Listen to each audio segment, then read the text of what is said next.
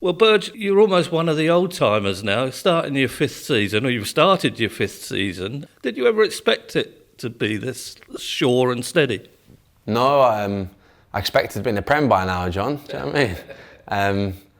No, when I came down here, I think one of the goals that I shared with the people in the decision-making seats was to get promotion up into League One and then to get promotion into the Championship. And it was very much a project and a plan to take this club back to where it should be. And still here I am with that goal in mind. And we were close last season to achieving that, and this season hopefully we'll go one step further. So, did you ever expect to be here that long? It's the longest you've been at any club. Yeah, football's so unpredictable. You just don't know what's going to happen. I moved around a little bit beforehand, and it's been really nice actually just to be at one club and to get to know one place. But you just can't predict it. So I wouldn't say I knew I'd be here for 5 seasons, or no, I didn't think of it at all. But all I could say is the one goal was to try and do something here that saw real success and climb back up the leagues, and hopefully we can do it this season. You've obviously put roots down here, which you can't get away from anymore. I really enjoy being down here on the south coast, and I love Portsmouth as a city. Really enjoy it living here, and there's so many positive things outside of football, which obviously makes things inside of football a lot easier. And obviously the club itself is massive, so there's not many better places to play football. You've had your highs, you've had your lows, trials and tribulations. How do you get over those lows? It's probably just an extension of life, isn't it, football? Yeah, for sure. How does anybody get over their lows? You just get up in the morning and try and be a better person and a better player, really, and try and improve. That's all you can do. Try and work hard and improve. And everybody's gonna have setbacks. I've been fortunate that some of those setbacks weren't injury related. I've been lucky on that front. So you have to look at the positive side of things. I'm lucky to do what I do, for a living. So it's a privilege just to go out there every day and run around on the grass and train and play football. So you can never get too down on things when they don't go your way. I suppose what I'm saying is it's an unforgiving environment. There are so many eyes on you, so many opinions. Yeah, you have to be tough for sure, and you have to have mental toughness to succeed in this game. And I think the more you have, the further you'll go. So for me, it's about riding those lows and trying to enjoy the highs as well, but keep going. Keep trying to improve, keep trying to be the best possible version of yourself in terms of football and also obviously outside of it. But that's all you can do in life. At times, though, you've got to wear blinkers. You've got to just shut opinion out and play your own game. Yeah, football's a game of opinions. That's why we love it. I always say I have my opinions on players, and I have my opinions on, my own team. I support obviously West Ham, and I have my opinions on those guys. But at the end of the day, everybody's doing their best, and I can think some players are bad. They have to shut that out. And yeah, you have to take everything with a pinch of salt, I think. Some people will love you, some people won't rate you at all. That's just life. You can't let it affect you, that's for sure. Very competitive squad. Did you expect to be starting from the off? It is, and I think we've got a lot of good depth this season, which is great for all of us and for the club as a whole. No, probably not the way pre-season went, if I'm honest. But I got a chance there, and just got to try and take it and keep on to it as long as I can, and that's obviously my aim now. Nice long trip to Sunderland coming up. Had a few battles with them. Just a few, yeah. I think, what is it? This will be about our 5th in 5 months or so, and so we know them well. We know a few of the boys well, and know the journey well. But no, it's it's all planned out pretty well from the gaffer, and the logistics all work out. So it's just about us preparing, as we do for any game really, and going out and trying to get 3 points. The Checkatrade trophy, now known as the Leasings.com's trophy, much maligned, but how much of a high was it for you to win it? Massive, I think. Yeah, massive. First of all, the opportunity just to go out and play at Wembley is something you'll never forget as a player. And whether it comes around again, that opportunity, you just don't know. So, you know, that was an honour to walk out on that pitch and play, and then to play in front of 80,000 plus fans, and the atmosphere that the Portsmouth fans brought was just incredible. So I felt so lucky to be playing in that arena and in front of those fans, and to win it obviously was the icing on the cake. To beat Sunderland was great as well, but no, the competition itself is often overlooked during the season, and I think, you know, rightly, there are more important goals for us as a club to try and achieve. But once you get that far, then it's a massive occasion, and one I thoroughly enjoyed.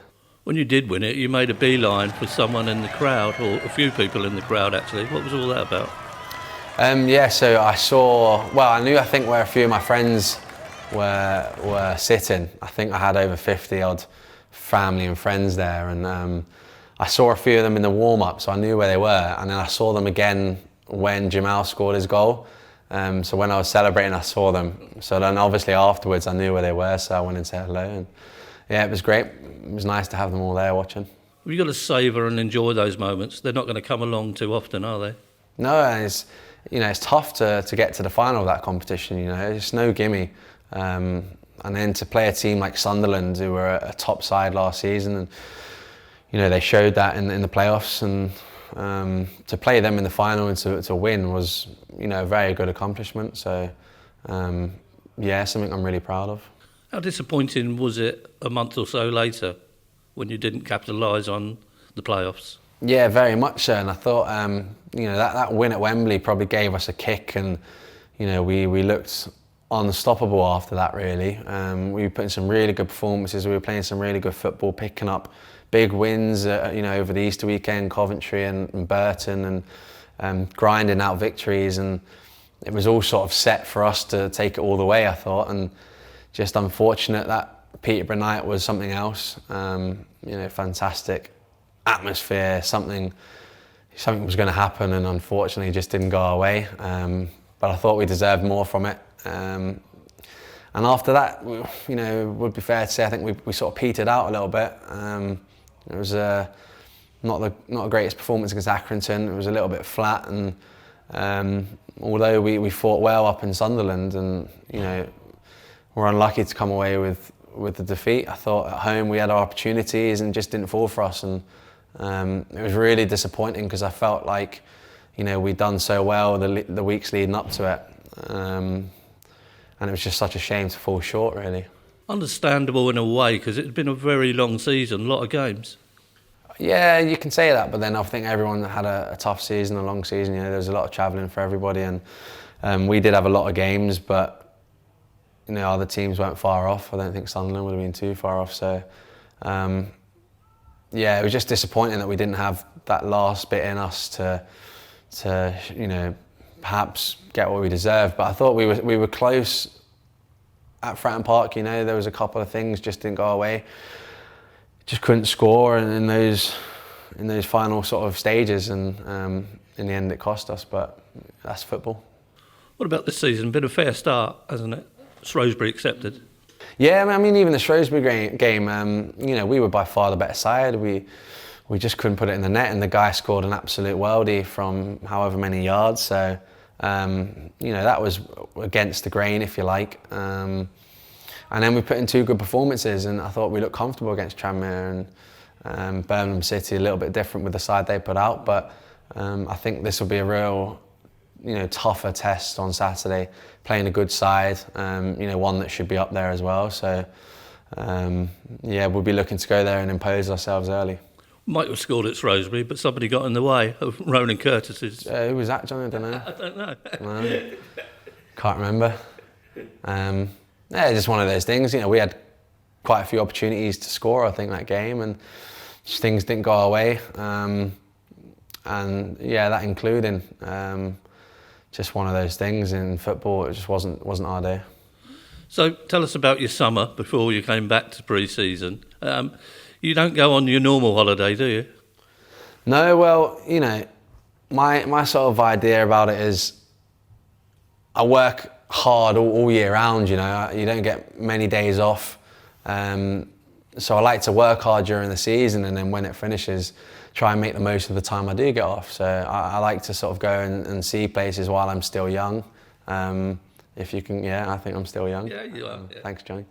So yeah, I like to go and see different places and travel and experience different cultures. So I managed to do that in the summer, and yeah, had a wonderful time. For those not on Twitter, for the benefit of them, where did you go?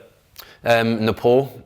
Yeah, started off Kathmandu and then did a 2-week trek in the Himalayas called the Annapurna Circuit Trek, ACT for short. So did that with my girlfriend for 2 weeks, which was great. And then we flew to Malaysia, Borneo, the island of Borneo, and sort of went around there, did some scuba diving, went into the jungle and saw some orangutans, and that was amazing, yeah. And finished off in Indonesia actually, which wasn't planned, but it was a bit of a nightmare at the airport, so I ended up there for a few days and came back. See, for most people, it's 5-star hotels and some beds. That's not for you.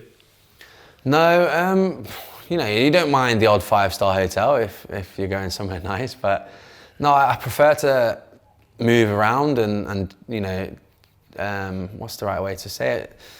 You know, do something. I like to be active. I like to see different things and you know, complete treks like I did in the Himalayas. So not just for the accomplishment of doing it, but just for the experience. And yeah, it was certainly some, you know, a new experience for me.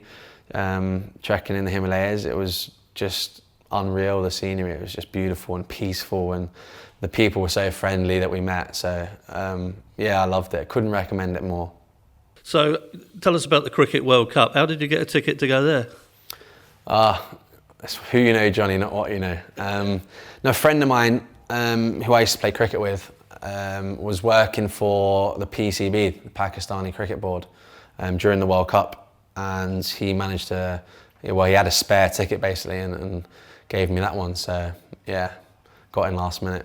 For anybody that says cricket is boring or technical, that should have been there, shouldn't they? Oh, it was unbelievable, yeah. You couldn't have wrote that script 100 times a trying.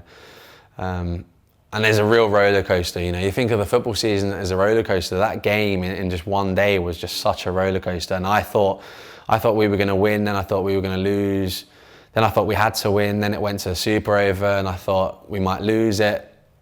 And then when we finished with 15, I thought we've got to win it, and then again the 6 goes in and you think you're going to lose again. It's just unbelievable. No one could believe what was going on around me either. It was just fantastic.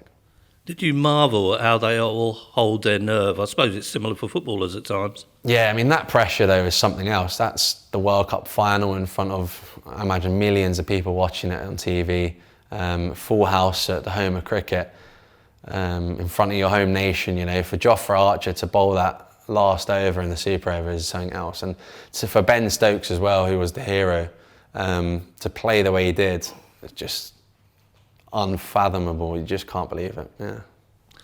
So where do you see your future now? You've been here 5 seasons. Would you like to be here another 5? Can you see that? Yes, this is my 5th season, isn't it? What would 5 seasons take me? I'd be getting on a bit then, so I'd be lucky if I was here for another 5, I'll tell you that much. I'd like to be here longer for sure. I'd like to achieve what everybody set out when I first came, and that's to be promoted into the Championship. I think the club deserve it, I think the fans deserve that. And I think it's in the destiny of the football club. It's just how long it will take. So hopefully it's this season, and it's while I'm still here, and then if I'm lucky enough to stay here and be offered something, then that would be amazing, yeah. Brilliant. We'd love to see it. Thank you, mate. Cheers, Johnny.